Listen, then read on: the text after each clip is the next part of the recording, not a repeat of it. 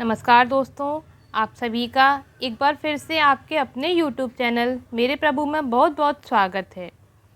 दोस्तों, आज के वीडियो में हम आपके लिए हनुमान चालीसा का एक बहुत ही सिद्ध प्रयोग लेकर आए हैं। दोस्तों, हनुमान चालीसा की जो 40 चौपाइयाँ हैं, वे प्रत्येक चौपाई अपने आप में एक मंत्र है। अगर आपको जीवन में कोई भी समस्या है और आप उस समस्या से संबंधित चौपाई का निरंतर जाप करते हैं, तो आपको आपकी समस्या का निराकरण बहुत ही जल्दी प्राप्त हो जाता है। पर दोस्तों, बहुत से लोगों का कहना होता है कि हम तो संपूर्ण हनुमान चालीसा कई दिनों से कर रहे हैं, पर लाभ ही नहीं हो रहा है। तो आपको हनुमान चालीसा के साथ साथ अपने मन को भी निर्मल करने की आवश्यकता है। वैसे तो हम में से हर कोई जानता है कि हमारे अंदर कितनी पवित्रता है और कितना छल कपट है। हम चाहते भी हैं कि हम अपने छल कपट को त्याग कर हनुमान जी महाराज की उपासना करें, पर फिर भी हम चाहकर भी उस छल कपट से बच नहीं पाते। धीमे धीमे छल कपट के कुचक्र में हम इस तरह धंस गए हैं कि निकल ही नहीं पाते।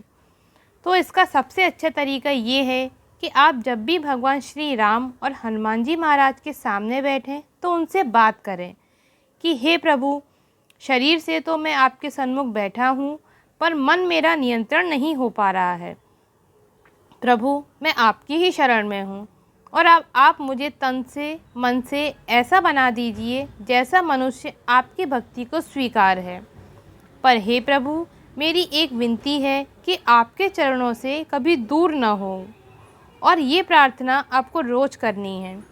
तो कुछ ही दिनों में आप देखेंगे कि वो छल कपट जो आपको आप प्रभु की भक्ति से दूर रख रहा था, जिस छल कपट को आप चाहकर भी हटा नहीं पा रहे थे, वो धीमे धीमे दूर हो जाएगा और आप अपने प्रभु के चरणों को महसूस करने लगेंगे। दोस्तों, आज आप लोगों को हनुमान चालीसा का पूर्ण फल प्राप्त करने का एक बहुत ही अच्छा तरीका बताने जा रहे हैं। इस तरीके से हनुमान चालीसा का पाठ करने से आपको भी श्री हनुमान चालीसा का कई गुना फल प्राप्त होने लगेगा।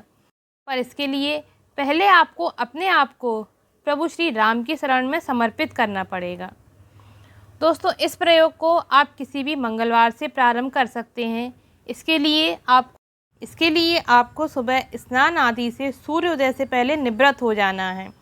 स्नान करने के बाद जब सूर्य देव लालामी लिए हुए होते हैं, उस समय आपको सूर्य देव को अर्घ्य देना है।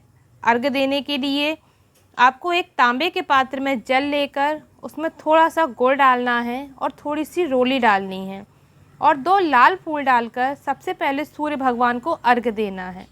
अर्घ्य देते समय ध्यान रहे कि आपकी छोटी उंगली पात्र से स्पर्श नहीं करनी चाहिए और अर्घ्य का पानी आपके पैरों पर नहीं छिटकना चाहिए और आप ना ही अर्घ्य का पानी नाली में जाने देना चाहिए। इसके लिए आप अर्घ्य का पानी किसी पौधे में डाल सकते हैं और अर्घ्य आपको 3 बार में देना होता है। अर्घ्य देते समय आपको लगातार ओम घृणी सूर्याय नमः मंत्र का जाप करना है। इस तरह से सूर्य भगवान को अर्घ्य देने से ही आपके जीवन में कई तरह के बदलाव होने लगते हैं। जैसे ये अर्घ्य आपको समाज में मान सम्मान दिलाता है। अगर आपको सरकारी नौकरी की इच्छा है तो सूर्य भगवान को अर्घ्य देने से आपको सरकारी नौकरी के योग्य बनने लगते हैं। हनुमान चालीसा का जो प्रयोग आपको आज बताने जा रहे हैं वो बहुत ही निराला है और बहुत ही प्रभावकारी है।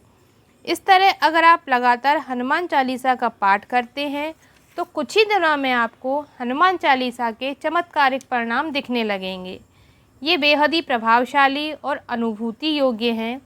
इस प्रयोग को मैंने खुद ने भी किया है और बहुत सारे लोगों ने इसे आजमाया है और उन लोगों ने भी इसके चमत्कारिक परिणाम प्राप्त किए हैं।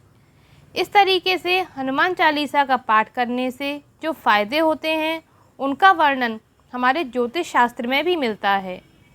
इसके लिए जो सबसे अच्छा समय है वह होता है सूर्योदय के बाद का समय।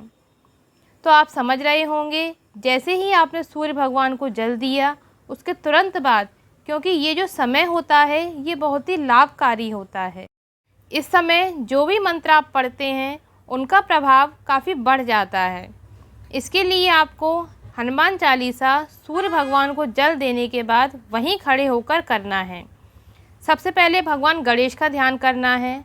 आप चाहें तो 3 बार ओम गम गणपतये नमः मंत्र से उनका ध्यान कर सकते हैं। उसके बाद आपको अपने इष्ट देव का ध्यान करना है और प्रभु श्री राम और माता सीता का ध्यान करना है, उन्हें नमन करना है। उसके बाद पवन पुत्र हनुमान जी महाराज का ध्यान करना है और फिर आपको अपने गुरुदेव का ध्यान करना है। फिर सूर्य भगवान के सामने ही खड़े होकर आपको हनुमान चालीसा का पाठ करना है। अगर आपको हनुमान चालीसा याद है तो सर्वोत्तम है, और अगर नहीं है तो आप किताब लेकर भी कर सकते हैं। कुछ ही दिनों के बाद ये आपको याद हो जाएगी।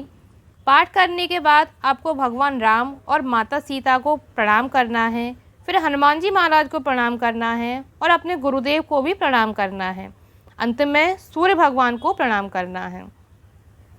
दोस्तों, देखने में यह बिल्कुल साधारण सा दिखने वाला उपाय है, पर इस तरह से रोज़ाना अगर आप सूर्य भगवान के सामने पाठ करते हैं तो इससे हनुमान चालीसा का प्रभाव कई गुना बढ़ जाता है।